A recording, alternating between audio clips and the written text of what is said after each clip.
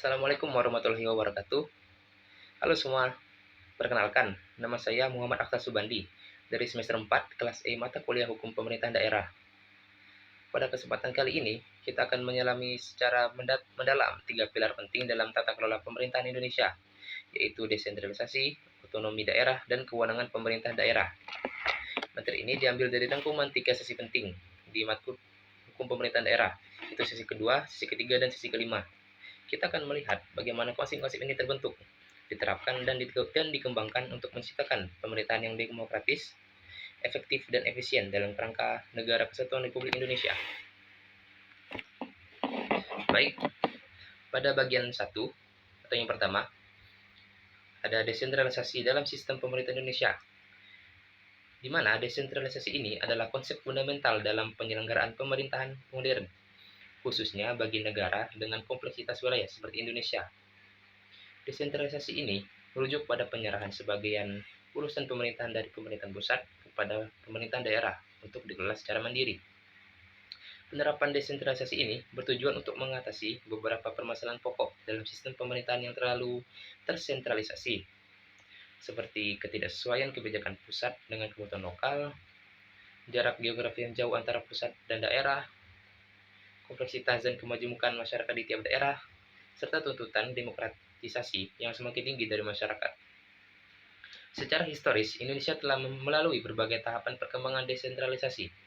Pada tahun 1998, MPR mengeluarkan TAP nomor 15 MPR 1998 yang menjadi dasar desentralisasi.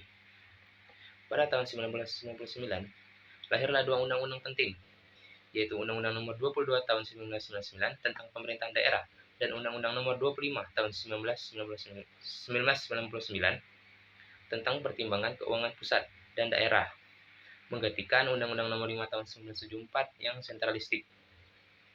Tahun 2004, kedua undang-undang tersebut direvisi menjadi Undang-Undang Nomor 32 dan 33 Tahun 2004. Pada tahun 2014 dan 2015, pemerintah menerbitkan Undang-Undang Nomor 23 Tahun 2014 dan Undang-Undang Nomor 9 Tahun 2015 untuk menyempurnakan mekanisme otonomi daerah. Yang terakhir, Undang-Undang Nomor 1 Tahun 2022 memperbarui sistem hubungan keuangan antara pemerintah pusat dan daerah. Secara konstitusional, desentralisasi mendapat penguatan dalam Pasal 18 Ayat 5 Undang-Undang Dasar 1945 yang menegaskan bahwa pemerintahan daerah menjalankan otonomi seluas-luasnya, kecuali urusan yang oleh undang-undang ditentukan menjadi urusan pusat. Hal ini diperkuat oleh penjabaran dalam Pasal 1 Ayat 1 dan Pasal 18 Ayat 1 yang menyatakan bahwa Indonesia adalah negara kesatuan yang disusun berdasarkan asas desentralisasi. Kemudian, untuk penjelasan bagian yang kedua, ada pemerintahan dan pemerintahan daerah, di mana istilah pemerintah memiliki arti yang luas. Menurut Dr. E. Urtech, pemerintah mencakup seluruh badan kenegaraan yang berwenang untuk memerintah dalam arti menyelenggarakan kesejahteraan umum. Ini termasuk lembaga legislatif, eksekutif, dan yudikatif. Adapun pemerintahan adalah efektivitas konkret dari negara untuk memberikan pelayanan, perlindungan, dan pengaturan terhadap masyarakat. Pemerintahan dalam arti luas mencakup 3 cabang kekuasaan, sedangkan dalam arti sempit hanya merujuk pada eksekutif seperti presiden, perdana menteri, atau kepala daerah. Kemudian, dalam konteks pemerintahan daerah, pengertian ini juga terbagi dua. Secara luas, pemerintahan daerah adalah kerjasama antara kepala daerah dan DPRD. Sedangkan secara sempit hanya merujuk pada eksekutif atau kepala daerah. Menurut Undang-Undang Nomor 23 Tahun 2014, pemerintahan daerah adalah penyelenggaraan urusan pemerintahan oleh pemerintahan daerah dan DPRD dalam prinsip otonomi dan tugas pembantuan. Kemudian, untuk judulnya bagian ketiga, ada konsep dan implementasi otonomi daerah. Pada bagian ketiga ini, otonomi daerah menjadi salah satu produk yang paling penting dari proses reformasi. Beberapa pakar mendefinisikannya. Salah satunya ada Ateng Syafruddin, menjelaskan bahwa otonomi adalah hak dan kewenang untuk mengurus rumah tangga sendiri. Kemudian ada Bagir Manan yang menjelaskan bahwa otonomi ini berarti kebebasan dan kemandirian satuan pemerintahan lebih rendah. Kemudian menurut Kuntara Magnar dan Indra Perwira, otonomi ini adalah manifestasi dari demokrasi lokal. Terdapat 3 prinsip utama dalam pelaksanaan otonomi. Yang pertama ada desentralisasi. Maksudnya adalah penyerahan kewenangan dari pusat ke daerah otonom. Yang kedua ada dekonsentrasi, adalah pelimpahan wewenang dari pusat ke pejabat pusat di daerah. Yang ketiga itu ada tugas pembantuan. Maksudnya adalah penugasan kewenangan dari pusat ke daerah atau antara daerah. Kemudian, terdapat tujuan utama otonomi daerah. Meliputi yang pertama ada peningkatan pelayanan dan kesejahteraan masyarakat, kemudian ada pengembangan demokrasi dan pemerataan keadilan. Yang ketiga ada penguatan hubungan antara pusat dan daerah. Namun, dalam pelaksanaannya muncul berbagai problematika. Di antara lain adalah ada ketimpangan antara daerah kaya dan miskin sumber daya, maraknya terjadinya korupsi dan politik uang, kemudian terjadinya ketidakstabilan politik di daerah, serta konflik sosial, dan belum meratanya kesejahteraan sosial.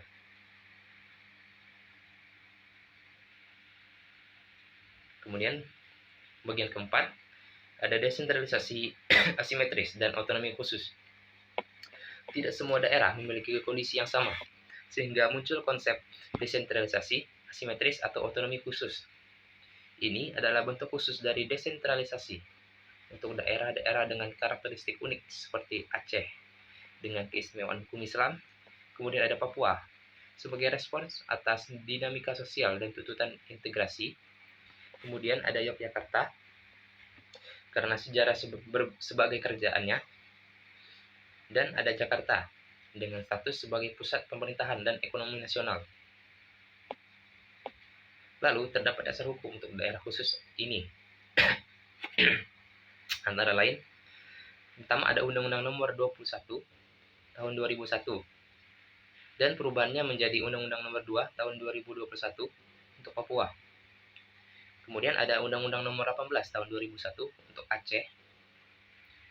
Lalu ada Undang-Undang Nomor 13 Tahun 2012 untuk daerah khusus Daerah Istimewa Yogyakarta atau DIY.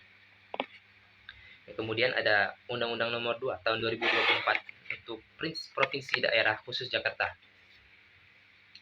Kelima unsur penting ini dari pasal 18B Undang-Undang Dasar 1945, yaitu negara mengakui, menghormati satuan pemerintah daerah bersifat khusus atau istimewa dan diatur dengan undang-undang. Untuk bagian 5 atau bagian terakhir, ada kewenangan dan urusan pemerintahan daerah, di mana kewenangan pemerintahan daerah dalam praktiknya ini terbagi dalam 3. Yang pertama ada urusan absolut, di mana seperti pertahanan, justisi, politik luar negeri, agama, dan moneter, yang dikelola penuh oleh pusat. Untuk yang kedua itu ada urusan konkuren, yaitu dibagi antara pusat dan daerah, misalnya pendidikan, lingkungan hidup, dan transportasi. Yang ketiga, ada urusan tugas pembantuan. Pusat menugaskan urusan tertentu kepada daerah dengan pengawasan dan standar tertentu. Selain itu, ada standar pelayanan minimal atau SPM sebagai acuan layanan dasar seperti pendidikan dan kesehatan yang harus dijamin di setiap daerah. Penyerahan wewenang ini dilakukan dengan memperhatikan prinsip efektivitas, efisiensi, pemerataan, dan daya guna. Provinsi yang bercirikan kelautan atau berbatasan langsung dengan negara lain, misalnya punya pengelolaan wilayah yang unik dan berbeda dari pemerintahan daerah pedalaman. Baik, mungkin untuk kesimpulannya, desentralisasi ini, otonomi daerah, dan juga peraturan kewenangan daerah bukan sekedar teori pemerintahan, melainkan mekanisme penting untuk mewujudkan pemerintahan yang adil, demokratis, dan efisien. Pemahaman yang tepat bagi kita yang ingin berkontribusi dalam pembangunan daerah dan penguatan tata kelola pemerintahan Indonesia. Baik, mungkin itu saja yang dapat saya sampaikan. Terima kasih telah menyimak penjelasan ini. Jika ada salah kata, saya mohon maaf. Saya akhiri. Wassalamualaikum warahmatullahi wabarakatuh.